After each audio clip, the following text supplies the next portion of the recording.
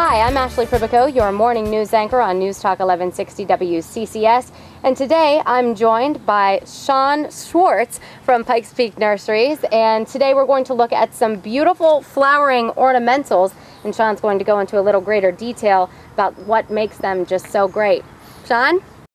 We've got a lot of new plants available in the world today, and since we're focusing on having the best backyard garden, I thought we should highlight some of the new and unique plants that are available in the world. Start here in the front with this beautiful burgundy-leafed Weigela. It's called Midnight Wine Weigela. Blooms at the end of May and 1st of June with a trumpeted pink flower. The rest of the season you'll have this beautiful burgundy foliage. Grows approximately 30 inches wide and about 18 inches high. Is actually a great substitute plant for the barberries that people have used for years that they wanted the red foliage because it has no thorns, so it's very user-friendly. Much nicer to prune and work around. Works great in a perennial garden as a accent type plant. A little extra color to your garden, correct? Correct. And then this one, this has sort of the same color. Yes, now this is a barberry as well, but it's a new variety that we call Concord. Beautiful velvety purple foliage and just grows into a 24-inch ball. Relatively slow growing, very easy to care for. Another thing that a lot of homeowners are asking for, low maintenance plants. You have to trim Great. that back. Generally, no pruning. Just a nice ball. Plant it and enjoy. Simple, easy, and beautiful. Yep. All right, what about this one? This one is a real different one. Probably not many people will know or have heard of it. It's called Chinese Leptodermis. Oh. It's a mouthful. Right, yeah.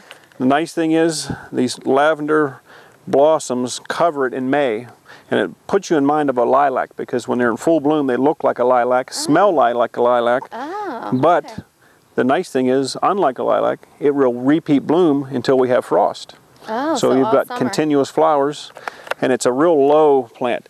Now, how large does it get? It looks like it may spread. 24 inches by about 12 to 18 inches in height. Okay. So again, a nice facer plant or edge plant, great in with, say, Shasta daisies or black-eyed Susans that you could put behind it for height, and then stepping down to it as a facer plant. And you'd have a lot of color. Tons. Right. Now this guy is tall. Yep, very unique plant. Fine line buckthorn is one that... Say that again. Fine line buckthorn. Okay.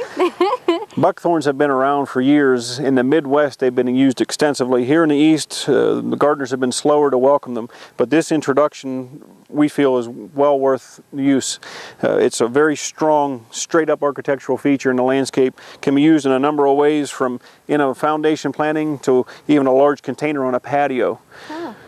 Put it in a big pot and put annual flowers around it, and you have interest all summer long on a patio planting. Are there blooms to this, or is this... Inconspicuous flower, strictly a foliage, and the structure to it is all of its unique features. Beautiful fall color, yellow. Oh, so it turns sort of like that golden yellow in the fall. Lots of color so far. We're talking about that. The two things that are the brightest here, and my personal favorite, some hydrangeas. Yes, and two that are what I call northern friendly hydrangeas. For years, hydrangeas have been available to the northern gardeners, but not consistent bloomers, not reliable bloomers. Sadie Ray is actually a plant that was found on a farm in Indiana, the state of Indiana. Gotta be careful. Bloomed consistently year in and year out, no matter what the weather conditions. Mazja is a plant that was brought back from Japan by a recent plant collection by a gentleman whose name slips me at the moment, but again, a nice consistent bloomer. We had 15 below zero this past winter here. I have flowers on these plants that were sitting here through that 15 below zero weather. Huh. In the past, most of the hydrangeas, you would not have had that happen.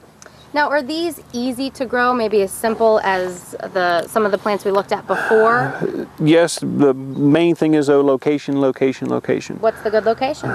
Prefer morning sun, afternoon shade. Okay. Hydrangeas generally don't like to be in that strong afternoon sun. They'll sometimes wilt down and look sick because of the heat. And here at Pikes Peak Nurseries, do you have more colors than the different shades of pink? Yes, we've got actually almost 10 different varieties of hydrangeas to choose from. Wow, what are some of the colors? White, blue, the soft pastel pink, to this darker, and this is actually within the plant industry called red, but to me it's a dark pink. Right, I would call that pink, yes. Oh, okay, great. So we have one left to discuss, and it's more of a tree. Correct. What is this? relatively a newcomer also to the industry, introduced to us by a fellow in Ohio. It's a weeping redbud.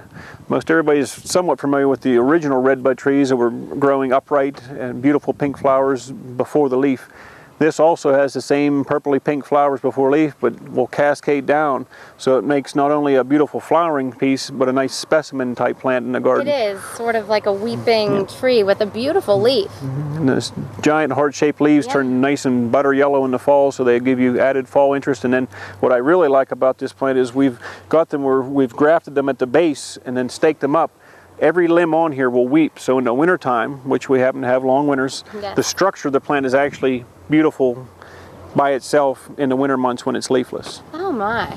Well, thank you so much, Sean, for showing us these beautiful flowering ornamentals. Again, hydrangeas, my favorite of these items, here at Pikes Peak Nurseries in Cherry Hill Township. Join us next time. We'll have more videos here on 1160WCCS.com from Pikes Peak Nurseries in Cherry Hill Township with Garden Center Manager Sean Schwartz.